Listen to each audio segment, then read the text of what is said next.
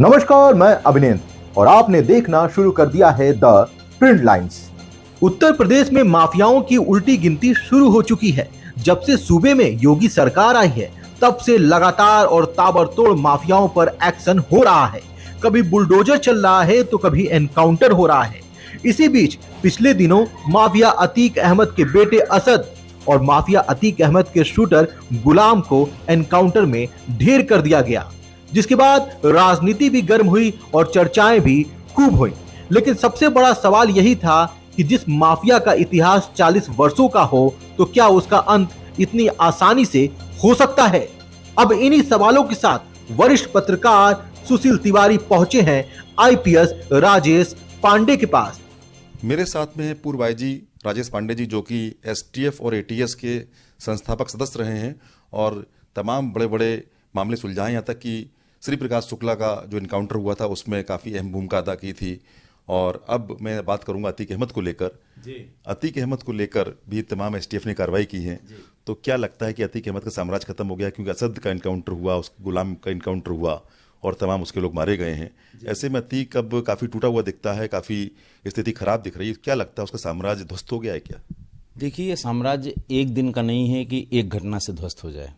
ये 40 साल का साम्राज्य है, 100 मुकदमों का साम्राज्य है, 100 मुकदमे जिसके ऊपर लिखे हुए हों और 40 साल से उसे किसी मुकदमे में कभी सजा न हुई हो, गवाह अदालत तक न पहुंच पाए हों, जो पहुंचे हों वो हॉस्टाइल हो गए हों, तो एक दिन में ये सल्तनत ख़त्म नहीं होती है। लेकिन अब इस सल्तनत के अंत का शुभारंभ हो गया है। कल जो कुछ भी हुआ है वो इसके अंत की शुरुआत है। शुरुआत तो देखिए पहले ही हो गई थी। पिछले 4-5 सालों में वहाँ इनके तमाम मकान गिराए गए, ऑफिस गिराए गए, जो कब्जे थे, अतिक्रमण, वो सब गिराए गए, तमाम इनके विरुद्ध कार्रवाई हुई। लेकिन अब जो इसने किया, इतने ढेर सारे सीसीटीवी कैमरों के सामने और उमेश पाल की जिस तरह हत्या हुई, इतना सनसनीखेज थी कि दिल दहला देने वाली वारदात थी। क्या लगता है कि ये योगी आदित्यनाथ, जो कि वर्तमान में मुख्यमंत्री हैं, उनके प्रयास से हुआ? उनका जो दृढ़ संकल्प और एसटीएफ ने जिस तरह कार्रवाई की है, उससे क्या लगता है कि योगी जी ने जिस तरह माफियाओं को खत्म करने के लिए कहा था, मैं मिट्टी मिला दूंगा माफिया को, जो उमेश पाल की घटना हुई थी, तो ऐसे में क्या लगता है कि माफियाओं का अब ये अंत है? देखिए, आप अब इसमें किसी को कोई शंका नहीं होनी चाहिए।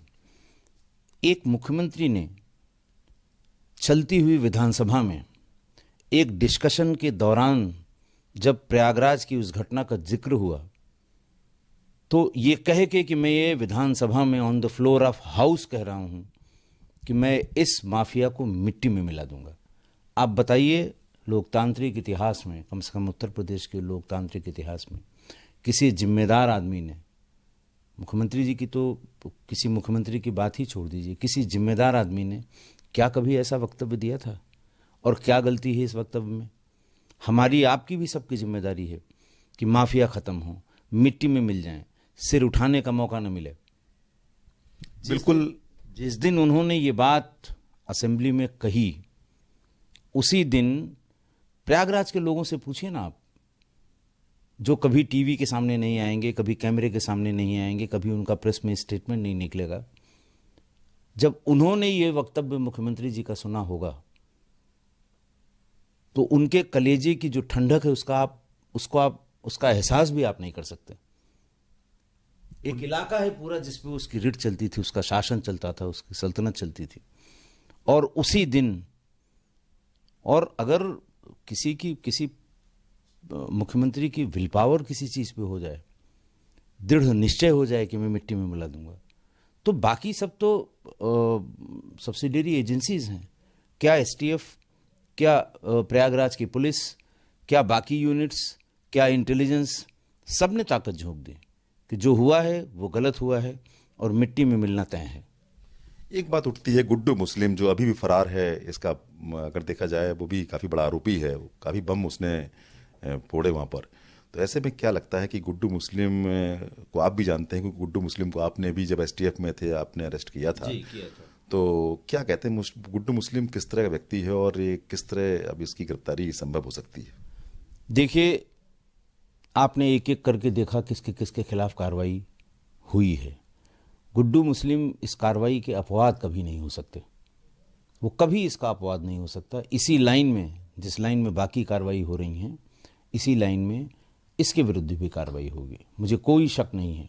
इतने लंबे पुलिस एक्सपीरियंस से मैं आपसे जिम्मेदारी से कह सकता हूं कि कार्रवाई उस पर भी होगी, जरूर होगी।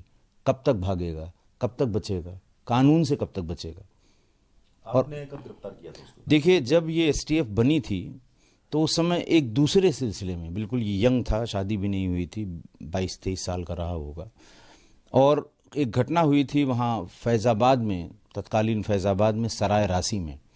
एक सत्येंद्र सिंह उर्फ सत्येंद्र लंगड़ करके पीडब्ल्यूडी का बड़ा ठेकेदार था, जिसकी स्थानीय रूप से वहाँ पवन पांडे और उनके भाई राकेश पांडे से ठेकों को लेकर रंजिश थी। तो पवन पांडे और उनके भाई राकेश पांडे के कहने पे श्री प्रकाश शुक्ला ने 96-97 की बात होगी, इसकी जिप्सी का पीछा करके और फिर AK-47 से इसकी हत्या की थी। गुड्डू मुस्लिम उसके साथ था, उस समय पीछे वाली गाड़ी में था, बम भी था उसके पास और मुंगेर वाली एक पिस्टल भी थी। लेकिन उसके साथ जो आदमी बैठा था उसका नाम संतोष सिंह था, उसने उसको कुछ करने से मना कर दिया। जब पकड़ा गया उसने कहा साहब 2 बम में फेंकता, इतना अंधेरा हो जाता कि जैसे सत्येंद्र भाई की गाड़ी टेढ़ी होकर नीचे चली गई थी खाई में, वैसे वो गाड़ी भी जाती, लेकिन मुझे संतोष ने मना कर दिया। बाद में पता लगा कि संतोष सिंह ने ही सत्येंद्र सिंह की मुखबिरी की थी, तो उसको रायबरेली में एक एक्सीडेंट में इन लोगों ने मरवा दिया था और एक्सीडेंट में ही वो दाखिल दफ्तर हो गया। तो तब भी वो बमबाज था और उसने इंट्रोगेशन में बम से की गई हत्याओं का जिक्र किया था और आज भी बमबाज है। देखिए, बमबाजी के लिए इलाहाबाद वैसे भी मशहूर है। वहाँ आपको दारागंज और तेलियरगंज में तमाम उंगली कटी हुई, हाथ कटे हुए, बाँह कटे हुए बहुत से लोग आज भी मिलेंगे जो बम बनाने की प्रोसेस में या बम से अटैक में या बम फेंकने की प्रोसेस में अपना हाथ या उंगलियां गंवा चुके होंगे। लेकिन इसने बमबाजी के सिवा, और इसको गुड्डू बमबाज के नाम से जाना जाता है, गुड्डू मुस्लिम बमबाज के नाम से। आप देखिए ना, वो एक चमड़े के बैग में बम रखे हुए हो, जैसे बरसाने में लड्डू वाली होली खेलते हैं लोग कि मोतीचूर का लड्डू है, बहुत जोर से या बहुत दबा के नहीं फेंका जाता, वो सॉफ्टली उठा के फेंका जाता है, उस तरह से। मतलब ताज्जुब होता है, देख के ताज्जुब होता है कि क्या कॉन्फिडेंस है उसके अंदर। इसलिए है कि 20 साल से वो यही कर रहा है। तो आप हश्र की चिंता बिल्कुल मत करिए। एक बात सामने और आ रही है, ये सुनने में आ रहा है अतीक अहमद से पूछताछ में अतीक अहमद ने तमाम प्रयागराज के बड़े बड़े बिल्डर्स, तमाम व्यापारी और तमाम लोगों के नाम पुलिस के सामने ओपन किए हैं। तो क्या लगता है कि प्रयागराज में जो बिल्डर्स और तमाम व्यापारी जिनके नाम अतीक बता रहा है, तो उनका साठगांठ किस तरह का रहा होगा, कैसे, मतलब, और पुलिस वालों के नाम सामने आ रहे हैं जो काफ़ी मददगार थे अतीक के। अतीक ने तमाम पुलिस वालों के नाम भी बताए हैं, इस पर क्या कहना है? देखिए, ऐसा है कि किसी आदमी का अत्याचार कह लें, सल्तनत कह लें, उसकी रीट कह लें, 40 साल तक अगर चली है तो बिना साठ गांठ के नहीं चली है। अब तो साबित हो गया। अभी प्रयागराज के कम से कम 20 पुलिस वालों का, कुछ का स्थानांतरण हुआ, कुछ का सस्पेंशन हुआ, कुछ की बर्खास्तगी हुई, जो अतीक को उसके साम्राज्य बढ़ाने में मदद करते थे। फिर जेल का देखिए भाई, कैसे आप जेल से वीडियो कॉल करके लोगों से पैसा ले रहे हैं। वहाँ उनको सुविधा उपलब्ध कराई गई तभी तो। और अभी इसी घटना के बाद जाने कितने जेल सुपरिंटेंडेंट, जेलर और जेल के जो कर्मचारी अधिकारी हैं उनका भी सस्पेंशन हुआ, उनकी भी बर्खास्तगी हुई। और आप बहुत कोट किया जाता है कि एक बार अतीक की एक बेल कोर्ट में लगी थी और लाइन से एक के बाद एक 10 जजेस ने उस मुकदमे से अपने आप को विड्रॉ कर लिया था। कारण किसी ने नहीं बताया, लेकिन विड्रॉ कर लिया। तो आप क्या समझते हैं, आपको कारण नहीं पता है कि हमें नहीं पता है, कि प्रयागराज के लोगों को नहीं पता है? सबको कारण पता है। तो ये वो गठबंधन था, ये वो गठजोड़ था, ये जिसने 40 साल तक एक सल्तनत को बनाए रखने में मदद की। एक एक करके सबका हिसाब हो रहा है, सबका हिसाब लिया जा रहा है।